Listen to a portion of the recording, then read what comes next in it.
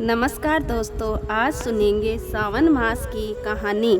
सावन का महीना था। भगवान भोलेनाथ और माता पार्वती कैलाश पर्वत पर बैठकर सबको पृथ्वी पर देख रहे थे। कोई शिवलिंग पर जल चढ़ा रहा था तो कोई दूध चढ़ा रहा था और कोई बहुत दूर से गंगा जल लाकर चढ़ा रहा था।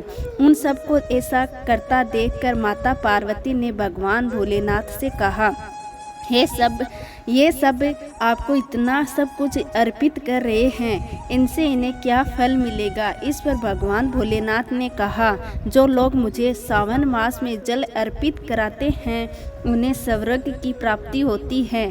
इस पर माता पार्वती ने हैरानी से कहा, क्या भगवान ऐसा होता है? तो इसका मतलब है ये लाखों करोड़ों लोग जो आपको सावन में जल अर्पित कर रहे हैं, क्या वो सभी स्वर्ग प्राप्त करेंगे? भगवान भोलेनाथ ने कहा, पार्वती, तन से स्नान कराने से ज़्यादा महत्व मन से स्नान कराने वाले का है। इस पर माता पार्वती ने कहा, प्रभु, ये कैसे पता चलेगा कि कौन मन से स्नान करा रहा है?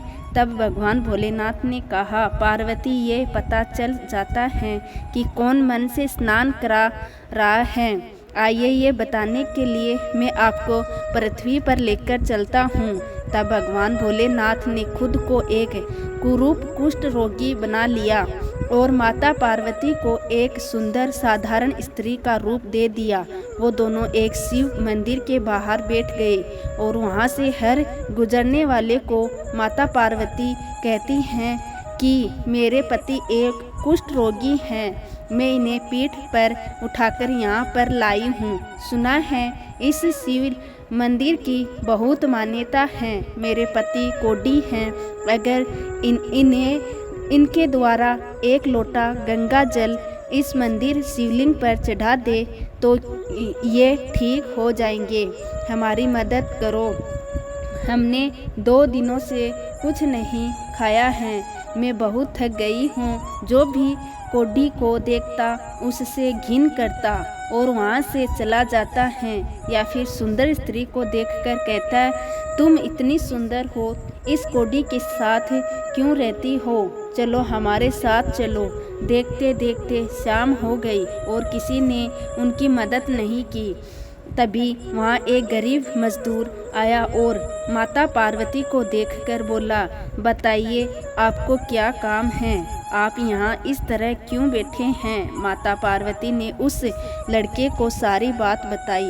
इस पर उस लड़के ने कहा, ये लो, मेरी माँ ने मुझे 4 रोटियाँ खाने को दी थी, पहले आप इसे खाकर अपनी भूख शांत करो, क्योंकि कलयुग में आप ऐसी स्त्री हो जो अपने पति की इस तरह सेवा कर रही हो। मैं आपको प्रणाम करता हूँ। मैं आपके पति को अपने कंधे पर ले जाकर भोलेनाथ के दर्शन कराऊंगा और इनके द्वारा भोलेनाथ को जल अर्पित कराऊंगा। तब उस लड़के ने कुष्ठ रोगी के रूप में आए भगवान भोलेनाथ को अपने कंधे पर उठाया और भगवान शिव के दर्शन कराए और शिवलिंग पर जल अर्पित करवाया। ऐसा होने के बाद भगवान शिव ने माता पार्वती से कहा, देखिए, ये है जिसने मुझे तन से नहीं मन से स्नान कराया है। उन करोड़ों लोगों में से ये है जो स्वर्ग को प्राप्त करेगा। तभी तो कहते हैं, जो मन को मेला करे और तन को धोए, वो फूल झाड़े और कांटे बोए। तो ये थी आज की कहानी। आप सभी को ये कहानी कैसी लगी? ऐसी और कहानियों के लिए मेरे चैनल को सब्सक्राइब करें। धन्यवाद।